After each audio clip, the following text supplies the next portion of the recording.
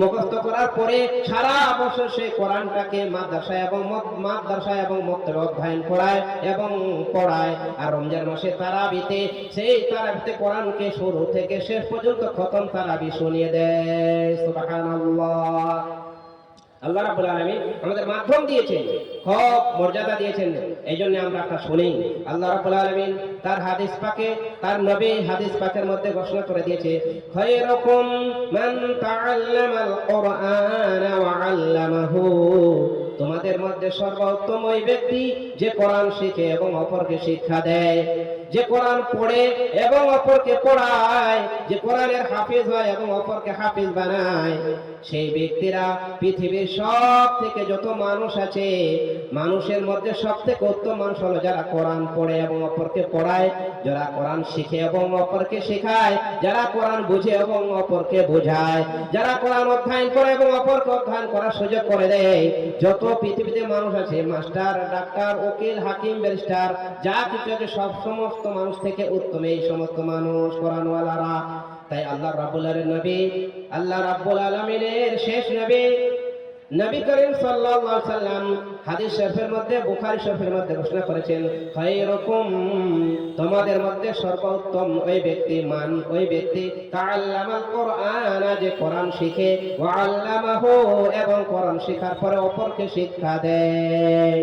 তাই এই মাদ্রাসা মক্তবের জন্য আপনারা জলসায় গিয়েছেন, তাই আপনাদের অনুরোধ করবো আপনারা চলে আসুন, তাড়াতাড়ি মূল প্যান্ডেলে আসুন, আপনারা বাইরে ঘোরাফেরা করেন না। তো আল্লাহ রাব্বুল আলামিন আমাদেরকে যে কোরআন দিয়েছেন, এই কোরআনটা আমাদের জন্য যদি আমরা এর উপর আমল করি, তা আমাদেরকে আল্লাহ রাব্বুল আলামিন এই কোরআনের হুকুমে, কোরআনের মাধ্যমে আমরা জান্নাতে যাব। আর কোরআনকে যদি আমরা পিছনে ঠেকে রেখে দেই, ঘরে তাকে আমরা বাইরে রেখে দেই, কোরআনকে না পড়ি, না অধ্যয়ন করে, এরপর আমল না করি, তো এই কোরআনে আল্লাহ রাব্বুল আলামিনের কাছে বদদোয়া করবে। কি বদদোয়া করবে? হে আল্লাহ, এমন বান্দার কাছে, এমন বাড়িতে, এমন জাতির কাছে আমাকে তুমি পাঠিয়েছিলে, নাযিল করেছিলে, তারা কিন্তু মুসলমান হওয়া সত্ত্বেও, ঈমান হওয়া সত্ত্বেও তারা কোরআন পড়েনি, কোরআন আমল করেনি। তাই কোরআনের সুপারিশ সেদিন আল্লাহ রাব্বুল আলামিন কালকে আমাদের শুনবেন, এবং কোরআনের সুপারিশ শোনার পরে আল্লাহ রাব্বুল আলামিন বিধি বিচার করে এই ব্যক্তিকে কিন্তু জান্নাত না দিয়ে কোরআনের বদদোয়াতে আল্লাহ রাব্বুল আলামিন সেই ব্যক্তিকে জাহান্নামে প্রবেশ করাবেন। এই জন্য আমরা দিলের কান দিয়ে শুনি এবং বুঝি আল্লাহ রাব্বুল আলামিন দুনিয়াতে আমাদেরকে কেন পাঠিয়েছেন, আমরা কেন এসেছি, আমাদের কাজ করার দরকার কি। আমরা দুনিয়াতে যদি একটা অক্ষর কোরআন শরীফের পড়ি তো 10টা সওয়াব পাবো, একটা অক্ষর পড়লে 10টা সওয়াব। তো সূরা ফাতিহা গোটা পড়লে কতগুলো সওয়াব? শুধু বিসমিল্লাহির রহমানির রহিম যদি আমরা পড়ি, তো আমরা বিসমিল্লাহির রহমানির রহিমের 190টা সওয়াব পাবো।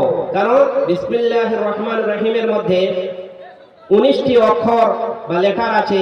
এই 19টি অক্ষর পড়লে একটা করে অক্ষরে 10টা করে সওয়াব হবে, যার জন্য 10টাকে 19কে 10 দিয়ে গুণ করলে 190 হবে। আমরা শুধু বিসমিল্লাহির রহমানির রহিমেতে পাবো। তাহলে সূরা ফাতিহা পড়লে কত পাবো? আল্লাহ রাব্বুল আলামিনের নবী ঘোষণা করে দিয়েছেন, বলে দিয়েছেন, প্রত্যেকটা বস্তুর একটা করে দিল বা অন্তর আছে। আর আল্লাহ রাব্বুল আলামিন কোরআনের মধ্যে একটি সূরা দিয়ে বলে দিয়েছেন, পৃথিবীর মানুষ, তোমরা তোমাদের অন্তরকে কোরআনের অন্তরের সঙ্গে সেটিং করে নাও। তোমরা তোমাদের অন্তরকে, তোমাদের দিলকে, হার্টকে কোরআনের দিলের সঙ্গে লাগাও, কোরআনের দিলের সঙ্গে অ্যাডজাস্ট করে নাও, কোরআনের দিলের সঙ্গে যুক্ত করে তোমরা আমল করো। আল্লাহ রাব্বুল আলামিনের নবী ঘোষণা করেছে, যে ব্যক্তি প্রত্যেকদিন সকালে সূরা ইয়াসিন পাঠ করবে, তার সমস্ত দিনের প্রয়োজনকে আল্লাহ রাব্বুল আলামিন মিটিয়ে দিবে। এবং সুবহানাল্লাহ, আল্লাহর নবী ঘোষণা করে বলে দিয়েছেন, প্রত্যেকটা জিনিসের যেমন অন্তর আছে, দিল আছে, কোরআনের দিলকে আমি সূরা ইয়াসিনকে ঘোষণা করে দিয়েছি। বলি সুবহানাল্লাহ। আমরা পড়তে চাই না, আমরা জানতে চাই না। সূরা মুলুক আল্লাহ রাব্বুল আলামিনের নবী ঘোষণা করেছেন, যে ব্যক্তি প্রত্যেক রাত্রি সূরা মুলুক পাঠ করে,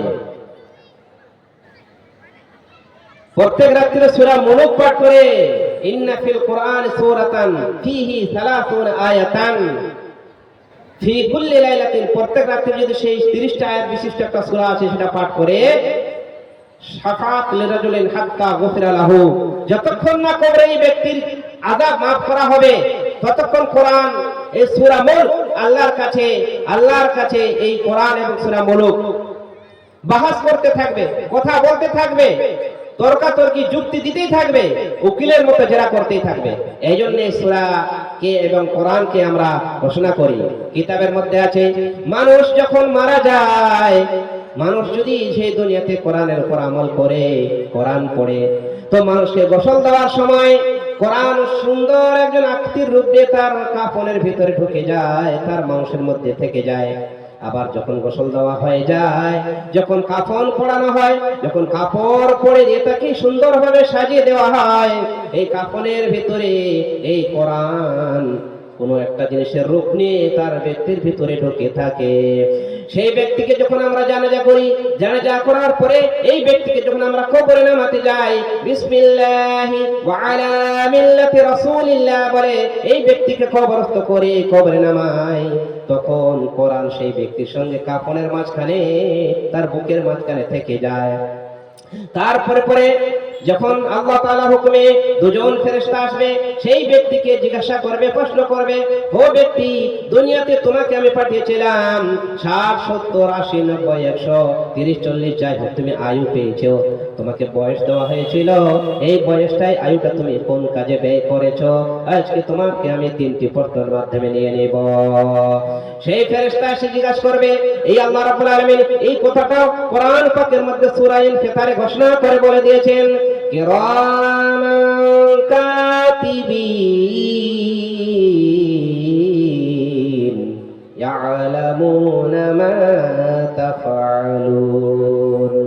কিরামান কাতিবিন বলে আল্লাহ রাব্বুল আলামিন সম্মানীয় লিপিবদ্ধকর ফেরেশতা লিখেছে, যারা লিখে যায়।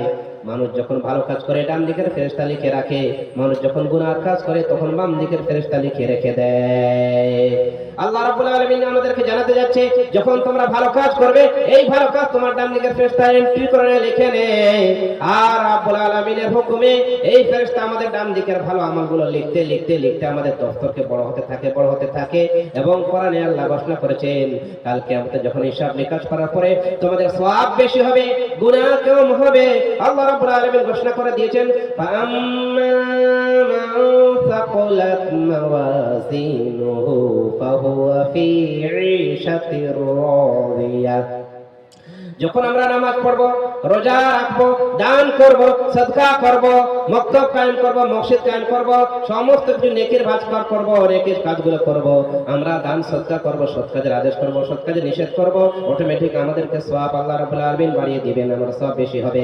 আল্লাহ রাব্বুল আলামিন সূরা কারিয়ার মধ্যে আম্মা পারে ঘোষণা করে দিয়েছেন, যখন তোমার সওয়াব বেশি হবে, আম্মা সাকুলাত মাওয়াজিনু, তোমার নেকি বোঝা ওজন করার পরে যখন তোমার সওয়াব বেশি হয়ে যাবে, আল্লাহ রাব্বুল আলামিন বলেন, ফাহুয়া ফি ঈশাতির রাদিয়া, ওই ব্যক্তিকে আল্লাহ রাব্বুল আলামিন জান্নাতের খুশ নেয়ামতের মধ্যে আরাম আয়েশে জিন্দেগির মধ্যে তাকে দেখে দিবে।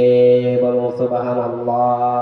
আর দুনিয়াতে আসার পরে যদি আমরা নামাজ থেকে দূরে থাকি, কালেমা থেকে দূরে থাকি, কোরআন থেকে দূরে থাকি, মাদ্রাসা, মক্তব, খানকা, তাবলীগ থেকে দূরে থাকি, ভালো কাজ সওয়াবের কাজ থেকে দূরে থাকি, আর শয়তানের মতন ফেরাউনের মতো জিন্দেগি যাপন করি, তো আল্লাহ রাব্বুল আলামিনের ফেরেশতা বাম দিকের ফেরেশতা লিখে নেয়, এই ব্যক্তি নামাজ পড়েনি, এই ব্যক্তি গুনাহগার। এইভাবে আল্লাহর প্রত্যেকটা হুকুম অমান্য করতে করতে তার গুনাহ লিখতে লিখতে গুনার পাহাড় হয়ে যায়, তার সওয়াব কমে যায়। এই কথাটা আল্লাহ রাব্বুল আলামিন কোরআনের মধ্যে ঘোষণা করে বলে দিয়েছেন, ওয়া আম্মা মান খাফফাত মাওয়াজিনুহু ফাউম্মুহু হাওিয়া ওয়া মা আদরাকা মা হিয়া নারুন হামিয়া। যখন মানুষ খারাপ কাজ করতে করতে তার সওয়াব কমে যায়, গুনাহগুলো বেশি হয়ে যায়, তার গুনাহ যখন বেশি হয়ে যায় আর নেকির পাল্লা অল্প হয়ে যায়, হালকা হয়ে যায়, আল্লাহ কোরআনে ঘোষণা করে বলেছেন, ওয়া আম্মা মান খাফফাত মাওয়াজিনু, তার সওয়াবকে ওজন করার পরে যখন দেখা যায় এই ব্যক্তির সওয়াব কম হয়েছে, অল্প হয়েছে, গুনাহর পাহাড় বেশি হয়ে গেছে, গুনাহর ওজন বেশি হয়ে গেছে, আল্লাহ আমাদেরকে জানিয়ে দিয়ে বলে দিয়েছে তোমার ব্যবস্থা কোথায় হবে, তোমার ঠিকানা কোথায় হবে, আল্লাহ ঘোষণা করেছেন। তারপর আয়াতে সূরা কারিয়ার লাস্টের লাইনে আল্লাহ ঘোষণা করেছেন, উম্মুহু হাবিয়া, তোমার ঠিকানা হবে, তোমার আবাসস্থল হবে, তোমার বাসস্থান হবে হাবিয়া। আল্লাহ রাব্বুল আলামিন তারপরে আবার ঘোষণা করেছেন, ওয়া মা আদরাকা মা হিয়া, তুমি কি জানো সেই হাবিয়া জিনিসটা কি, সেখানে কি আছে, কি রেখেছি? আল্লাহ উত্তর দিয়ে নিজে বলছেন, নারুন হামিয়া, সেই হাবিয়াতে আমি শুধু আগুন এবং আগুন দিয়ে ভরে রেখে দিয়েছি। আল্লাহ রাব্বুল আলামিন অন্য জায়গায় বলছেন, যদি তোমরা কোরআন পড়ো, কোরআন অধ্যয়ন করো, সূরা কাফের শেষ রুকুতে আল্লাহ রাব্বুল আলামিন ঘোষণা করে দিয়েছেন, মানুষের যদি ঈমান আমল ভালো থাকে, আল্লাহ রাব্বুল আলামিন বলছেন ওই ব্যক্তিকে আমি জান্নাতুল ফেরদাউসে গেস্ট হিসেবে রাখবো। ইন্নাল্লাযীনা আমানু ওয়া আমিলুস সালিহাতি কানাত লাহুম জান্নাতুল ফিরদাউসি নুজুলা খালিদিনা ফিহা লা ইয়াবগুনা আনহা হিওয়ালা। একটু চিন্তা ভাবনা করে দেখি, মানুষ দুনিয়াতে তোমার এত গর্ব, এত অহংকার, আল্লাহ যে আমাদেরকে কোরআন দিয়েছে, ঈমান দিয়েছে, এগুলো আমরা ভাবি না। এই দুনিয়ায় আমরা শুধু নামে মুসলমান, দিলের